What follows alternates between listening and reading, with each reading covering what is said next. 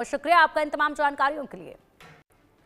और बढ़ेंगे अब आगे। होली से पहले लाल निशान पर बंद हुआ है बाजार। सेंसेक्स में करीब 158 अंकों की गिरावट दर्ज की गई है। निफ्टी 62 अंक की गिरावट दर्ज की गई है और निफ्टी 62 अंक की गिरावट पर ही बंद हुआ है। सुबह मामूली बढ़त के साथ शेयर बाजार खुला था, लेकिन फिर से लाल निशान पर शेयर बाजार बंद हुआ है। सेंसेक्स में करीब 158 अंकों की गिरावट के साथ ही बाजार बंद हुआ। 158 अंकों की गिरावट देखी गई है और ऐसे में एक बार फिर से रेड निशान के साथ हफ्ते की शुरुआत हुई थी तो बड़ा उछाल देखा गया था शेयर बाजार में, लेकिन धीरे धीरे करके ये जो उछाल है ये दबकर रह गया और ऐसे में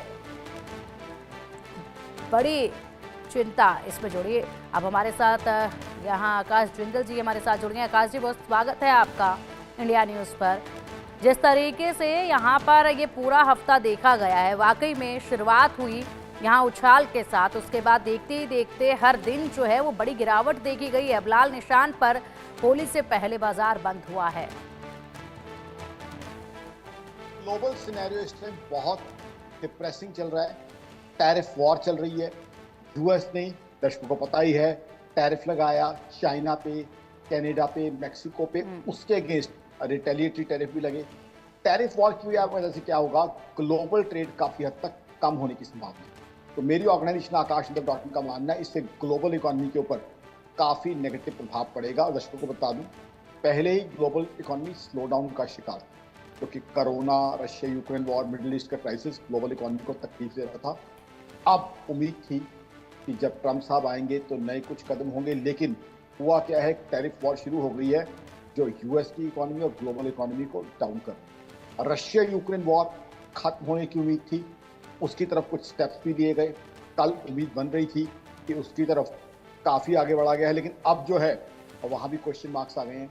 यानी ग्लोबल इकोनॉमी से अच्छे संकेत नहीं आ रहे। जहाँ तक हिंदुस्तान की इकोनॉमी है, हिंदुस्तान की इकोनॉमी बहुत अच्छी चल रही है।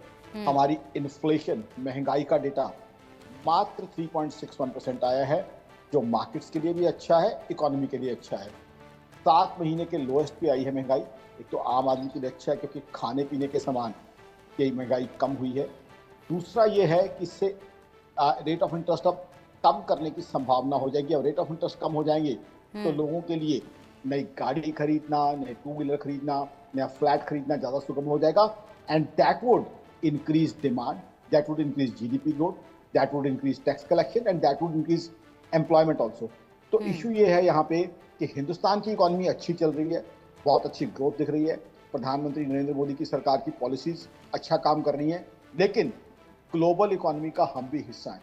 अगर दुनिया के एक बड़े हिस्से में, जैसे अमेरिका और चाइना, दुनिया की नंबर 1 और नंबर 2 इकोनॉमीज हैं, उनके अंदर टैरिफ वॉर चलेगी। अमेरिका और उसके पड़ोसियों के अंदर, कनाडा, मेक्सिको के अंदर टैरिफ वॉर चलेगी, तो वो कहीं ना कहीं सारी इकोनॉमीज को, सारे देशों को इम्पैक्ट करता है, क्योंकि सारी कंट्रीज की इकोनॉमी आपस में कहीं ना कहीं डायरेक्टली या इनडायरेक्टली कनेक्टेड है। तो उसका इम्पैक्ट जो है हमें देखने को मिल रहा है। तो अभी हमें ग्लोबल सिनेरियो को वॉच करना होगा कि ग्लोबल परिस्थितियां किस तरीके से चलती हैं। क्या यूएस में इन्फ्लेशन बढ़ती है, जिसकी संभावना साफ लग रही है, लेकिन हाँ, हिंदुस्तान में होली के समय पे ये दर्शकों को खुशखबरी दे सकता हूँ कि अब इंटरेस्ट रेट कम होने की संभावना बिल्कुल क्लियर दिख रही है, जिससे आपके लिए नई बाइक खरीदना, नई गाड़ी खरीदना, यंगस्टर्स के लिए नए मोबाइल खरीदना, नए फ्लैट्स खरीदना काफ़ी सुगम होने की संभावना है। तो हिंदुस्तान की इकोनॉमी से तो अच्छी न्यूज़ आ रही है, लेकिन ग्लोबल इकोनॉमी का इम्पैक्ट हमारे ऊपर भी पड़ा है, जो आज साफ दिख रहा है। होली के मौके पर भी जो है जिस तरीके से इकोनॉमी और मार्केट से जो हमें रुख दिख रहा है।